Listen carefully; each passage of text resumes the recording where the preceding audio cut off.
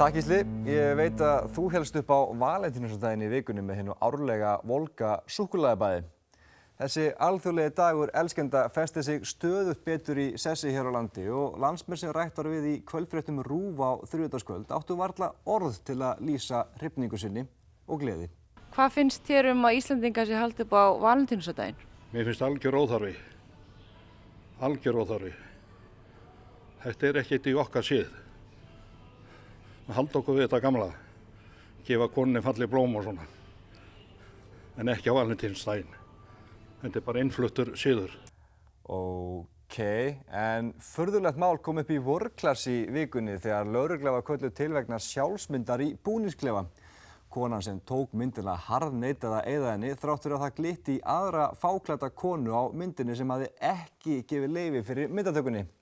Nú er þetta hundleiðilegt mál, en það sama ekkert að segja viðbrögð virkra í athugasemdum sem fór á kostum í kommentakerfinu á Vísi. Einn notaði hástafi til að kenna okkur málfræði, þjóðfræðiverk ef þú spyr mig. Annar taldi myndin með fréttinni, þessi hér, hefði verið tekin á því augnabliki sem að atvikið átti sér stað og afskrifaði fréttaflutningin í kjölfarið, skiljanlega. Og þessi tók þennan. Hehe. En yfir í hitamál vikunnar. Verkfall sjómanna byrjaði að hafa svo slæm áhrif á þjóðarbúið að forseti Íslands þurfti að taka sér kennslu í HÍ til að ná endum saman. Og það var engin ánægður með það en þessi kona hér.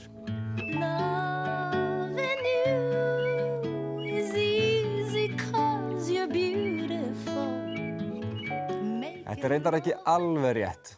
Guðni var bara í heimsókn í háskólanum og rifjaði upp gamla takta vegna þess að hann svo góður gaur. Guðni reyndar alveg fáránlega góður gaur. Hann svo góður gaur að í janúar var rúmlega 81% þjóðarinnar ánægð með störf hans. Það eru eiginlega allir, nema kannski Páll Magnússon, en hann reyndar ekki ánægður með neitt þessa dagana. Guðni svo góður gaur að fyrsti pólitíski skandallinn hans, fyrsta málið sem hann tengist og nær að kljúfa þjóðina í 2 fylkingar, tengist ananas á pizzur. Og ég tek það á hverjum degi fram yfir þjóðaröryggisráðgjafa sem neyðist til að segja af sig fyrir að leka viðkvæmum upplýsingum í Rússland.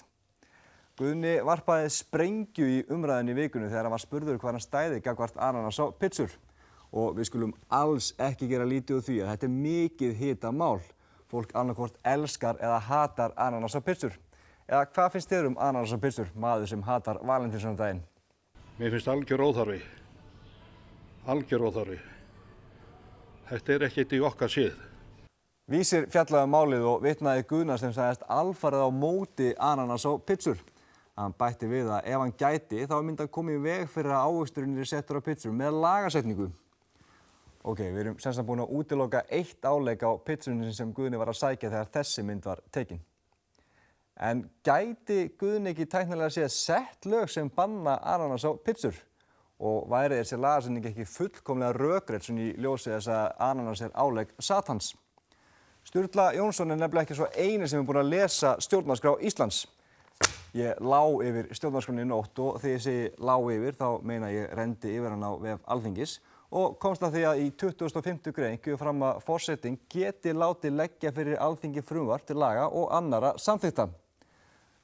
Málið sem sagt í þínum höndum, herra forseti.